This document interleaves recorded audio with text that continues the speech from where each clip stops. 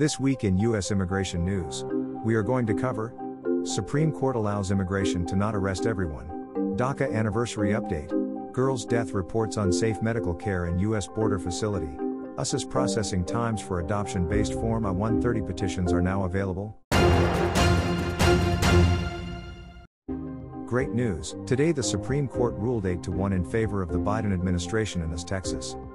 The ruling allows the Department of Homeland Security to prioritize who they remove from the United States. DHS was targeting those with criminal records and threats to national security. The Supreme Court ruled that DHS still has the authority to do this.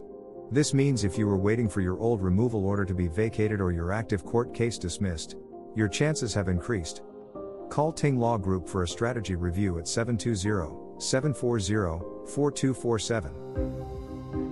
Last week was the 11th anniversary of the Deferred Action for Childhood Arrivals (DACA) program. DACA was introduced under the Obama administration in 2012 to protect so-called dreamers, referring to undocumented immigrants who arrived in the U.S.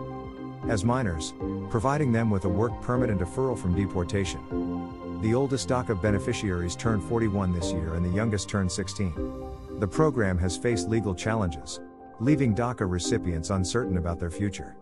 DACA was formally rescinded in 2017, but the Supreme Court blocked this due to procedural grounds. Later, Texas District Judge Andrew Hannon declared DACA illegal in a ruling made against the program. The Fifth Circuit upheld this decision, which the Supreme Court was to review, but the Biden administration issued a rule recodifying it, sending the case back to Judge Hannon, which we are waiting for his court decision. If you have DACA and now married to a permanent resident or U.S. citizen, call Ting Group at 720-740-4247. The June 8 memo from DHS Acting Chief Medical Officer Herbert O. Wolf said the Border Patrol station where Anadith Reyes Alvarez and her family were held lacked sufficient medical engagement and accountability to ensure safe, effective, humane and well-documented medical care. The child was not treated by a doctor despite worsening flu symptoms, a fever that reached 104.9 degrees and a medical history of sickle cell disease and heart problems. After 8 days in U.S. custody, Anadith had a seizure and died May 17. The memo describes an ad hoc system with little ability to manage medical records, poor communication among staff and a lack of clear guidelines for seeking help from doctors outside the border agency.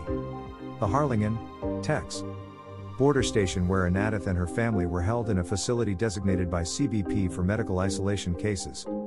It had a list of on-call doctors and pediatricians that was used so rarely that it was out of date according to Wolf's memo.